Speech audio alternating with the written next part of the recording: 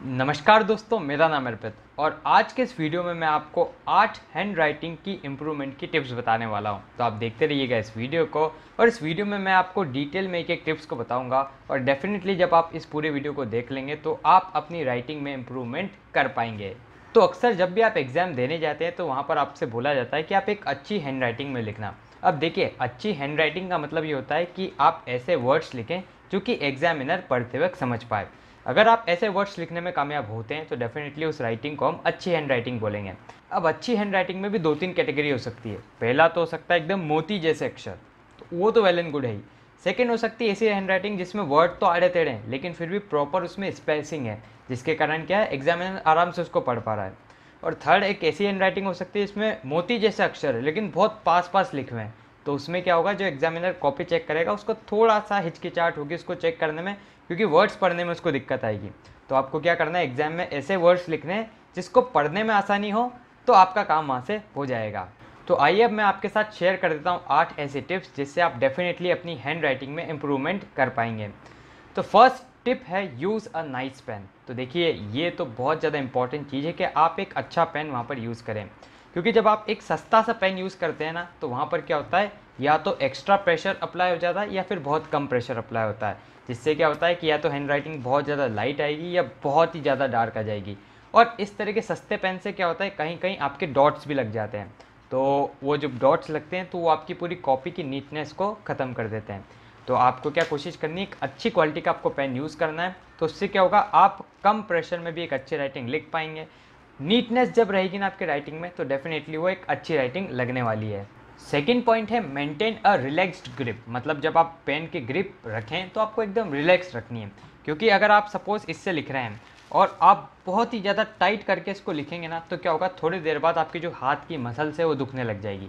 For example, आपको exam देना है 3 घंटे का और आप बहुत ज़्यादा टाइट ग्रिप के साथ पेन को पकड़े हुए हैं, तो इससे क्या होगा, शुरू के आधे या 1 घंटे में आपकी हाथ की सारी मसल्स दुखने लग जाएंगी।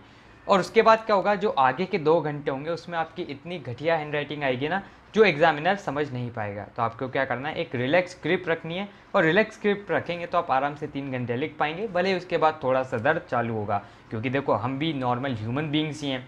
तो एक कैपेसिटी के बाद तो दर्द होगा ही, लेकिन हाँ, उसको कम या ज़्यादा करना अपने हाथ में। अगर बहुत ज़्यादा टाइट ग्रिप अपन पकड़ के रखेंगे तो वहाँ पर आपको ज़्यादा दर्द होगा, और रिलैक्स ग्रिप रहेगी तो आप आराम से, दर्द नहीं होगा, तो आप कंटिन्यूस भी लॉन्ग ड्यूरेशन में भी आप एक अच्छी हैंड राइटिंग को लिख पाएंगे। थर्ड टिप है स्टार्ट विथ ड्रिल।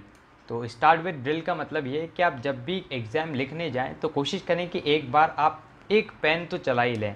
ठीक है, अब इसके लिए मैं आपको एग्जांपल देता हूँ। सपोज़ आपकी 10:30 बजे से एग्ज़ाम है, तो आप क्या कोशिश करें कि सुबह सुबह जब आप रिवीजन करते हैं तो एक या दो आंसर्स खुद लिख के देख लीजिए जिस पेन से आपको एग्जाम में लिखना है।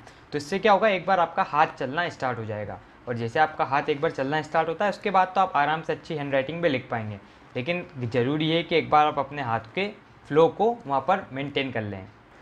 फोर्थ पॉइंट है एक्सपेरिमेंट विथ पेपर रोटेशन। देखो, इसका मैं आपको एग्जांपल देता हूँ। फॉर एग्जांपल, आप इस तरह से कुछ बैठे हुए हैं और ये अपना पेपर है, तो पेपर आपने यूँ सीधा का सीधा पकड़ा, आप बिल्कुल यूँ बैठे हुए हैं, यूँ बैठे हुए हैं आप। और आप जब इस पेपर भी सीधा रहेगा और आप भी सीधे रहेंगे, सपोज़ ये, तो आप जब यूँ लिखेंगे तो देखिए हाथ और ये बहुत ज़्यादा क्लोज हो जा रहे हैं। वहीं पर अगर आप इस पेपर को रोटेट कर देंगे, थोड़ा सा आपने रोटेट किया तो आपका क्या है, यहाँ का एंगल बढ़ जाएगा, यहाँ पर थोड़ी आपको स्पेस मिल जाएगी, तो थोड़ा सा रिलैक्सेशन भी होगा और आप आराम से एक अच्छी हैंड राइटिंग लिख पाएंगे। देखो, मैं पर्सनली भी इसी चीज़ को रिकमेंड करूँगा, क्योंकि मैं भी खुद ऐसे ही लिखता हूँ। कॉपी को मैं थोड़ा सा रोटेट कर लेता हूँ और उसके बाद में लिखता हूँ। इससे क्या, मेरी राइटिंग तो सीधी आती है लेकिन मुझे लिखने में आसानी रहती है, तो मुझे ज़्यादा स्पेस मिल जाता है लिखने के लिए। तो आप भी इस ट्रिक को अपने एग्जाम में यूज़ कर सकते हैं। फिफ्थ टिप है प्रैक्टिस विद अ वर्कशीट। तो आप क्या कर सकते हैं, इंटरनेट से वर्कशीट डाउनलोड कर सकते हैं और वहाँ से कर्सिव हैंड राइटिंग लिखने की प्रैक्टिस कर सकते हैं। अब आप सोचेंगे सर हम तो बहुत ज़्यादा बड़े हो गए हैं, ये काम तो छोटे बच्चे करते हैं। लेकिन देखो, अगर आपको राइटिंग को इम्प्रूव करना है तो कोशिश करो एक वर्कशीट को आप लो जो छोटे बच्चों के आते थे ना, या तो आप मार्केट से उसको ला सकते हो या फिर इंटरनेट से आप डाउनलोड कर सकते हो। और इसी तरह की एक वर्कशीट का लिंक आपको डिस्क्रिप्शन में मिल जाएगा, तो आप वहाँ से उसको फ्री में डाउनलोड कर सकते हैं और उसके बाद उस वर्कशीट को आप प्रिंट करवा लीजिएगा एंड देन उस पर आपको लिखने की प्रैक्टिस करनी है, तो वहाँ से भी आपकी राइटिंग में इम्प्रूवमेंट आएगा। सिक्स्थ टिप है sneak in practice whenever you can. तो देखो, राइटिंग एक कला है और इस कला को आप तभी डेवलप कर पाओगे जब आप इसकी बार बार प्रैक्टिस करोगे। तो कोशिश करना है आपको कि आप बार बार राइटिंग की प्रैक्टिस करें। जिस भी तरीका आप ऑनलाइन देख रहे हैं या फिर अगर इसी वीडियो की भी आप हेल्प ले रहे हैं, तो जो जो भी मैंने आपको तरीके बताए उसको आप फॉलो करें और उन्हीं तरीकों के माध्यम से आप उसकी प्रैक्टिस करें। अब प्रैक्टिस आप कैसे कर सकते हैं कि आप रोज़ अपनी एक डायरी मेंटेन कर सकते हैं कि रोज़ दिन भर में जो भी हुआ उसको आप लिख सकते हैं। कुछ आप आर्टिकल्स लिख सकते हैं या फिर आप जब पढ़ रहे हैं तो पढ़ते पढ़ते आप आंसर्स की लिखने की प्रैक्टिस कर लें। तो इन सभी चीज़ों से आपकी राइटिंग प्रैक्टिस हो जाएगी। और डेफिनेटली जैसा मैंने शुरू में बोला, राइटिंग एक कला है, तो इस कला को आपको निखारने के लिए टाइम तो देना ही पड़ेगा। 7th पॉइंट है right on A lined paper. तो आपको कोशिश करनी है कि ब्लैंक पेपर पे आपको नहीं लिखना है, क्योंकि अगर आप शुरुआत में ब्लैंक पेपर पे लिखेंगे तो क्या होगा, आपकी राइटिंग इतनी अच्छी नहीं आएगी और वहाँ पर नीटनेस भी नहीं आएगी। क्योंकि होगा तो ये कि जैसे ये आपका पूरा ब्लैंक पेपर है, तो आपने लिखना स्टार्ट किया यहाँ से, लेकिन आप लिखते लिखते लिखते लिखते लिखते कहाँ पर पहुँच जाएंगे, डायगनली, है ना।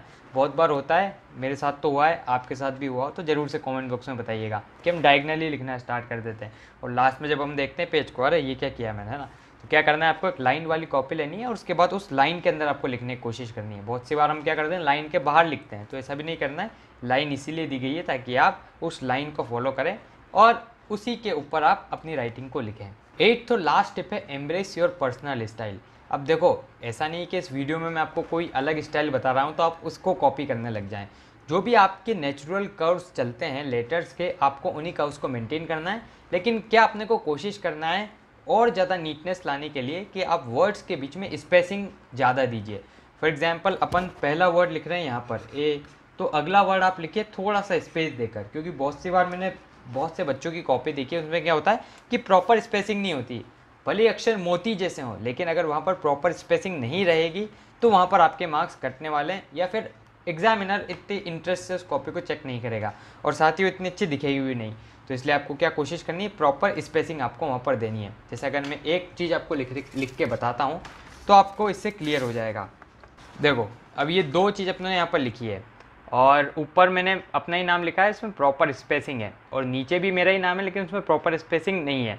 तो आपको कौन सा ज़्यादा अच्छा लगेगा पढ़ने में, ऊपर वाला या नीचे वाला, आप ये खुद कमेंट में बता सकते हैं। और पर्सनली अगर मेरी बात करूँ, मैं एग्जामिनर होता तो मैं इसी चीज़ को प्रेफर करता इसके बजाय।